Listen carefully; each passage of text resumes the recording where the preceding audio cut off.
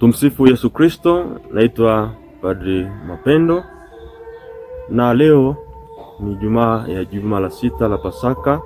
Ni siku ya kwanza ya novena ya Roho Mtakatifu.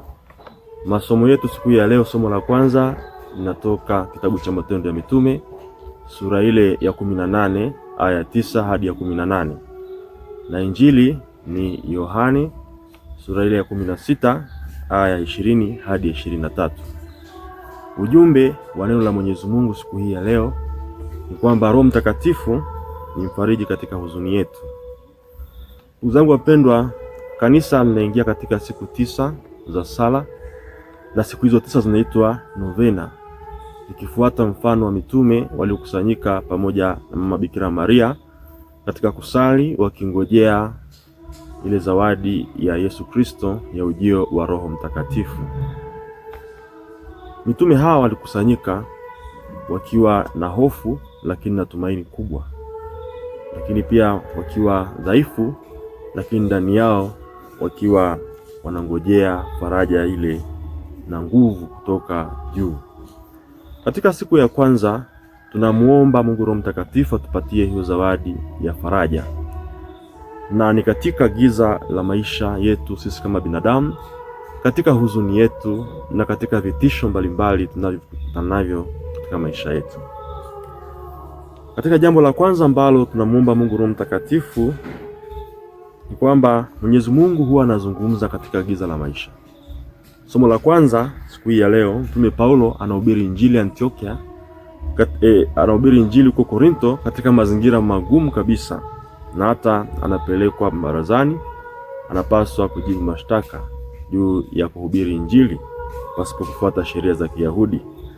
Lakini Paulo ana imani na ujasiri mkubwa kwa sababu Bwana alimwambia na akamuimarisha kwa nguvu ya Roho Mtakatifu kwamba asiogope na ya kwamba atakuwa pamoja naye.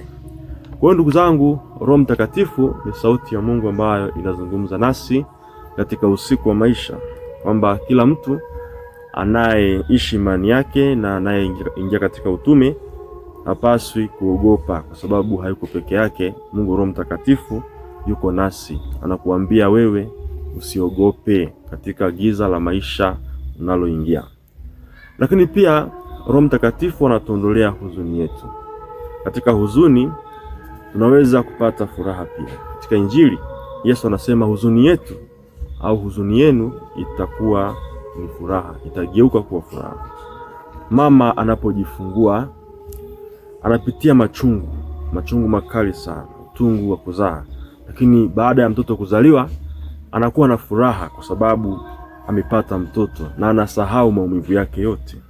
Hivyo hivyo machozi yetu ya siku hii ya leo au yale ambayo unayapitia katika maisha yako, basi yatakuwa ni mbegu ya furaha hapo siku ya kesho. Kwa hiyo Roho Mtakatifu, ndugu zangu, ni mfariji ambaye ana uwezo kubadili machozi yetu au huzuni yetu ikawa ni furaha. Lakini jambo la tatu, Roho Mtakatifu anatupatia ujasiri, na hasa katika changamoto mbalimbali na vitisho tunavyokutana navyo.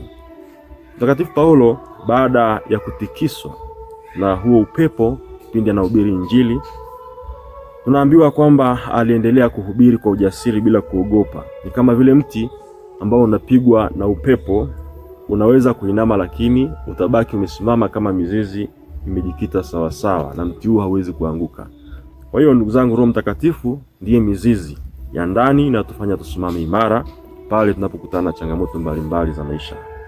Kwa hiyo ndugu zangu wapendwa, katika siku hii ya kwanza ya novena, tunapomuomba Mungu Roho Mtakatifu atupatie zawadi ya faraja, tunamuomba kwa kweli atuondolee huzuni yetu, lakini pia atusaidie kuisikia hiyo sauti ya Mungu, atupatie nguvu ya kuendelea mbele katika utume, na Roho Mtakatifu mfariji afariji ninyi nyote.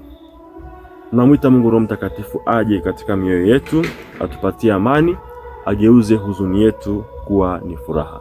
Tafadhali usiache kusubscribe katika Habari Njema channel, ili kila ifikapo saa 11 jioni uweze kuona tafakari ambazo tunaziweka za neno la Mwenyezi Mungu za siku zinazofuata.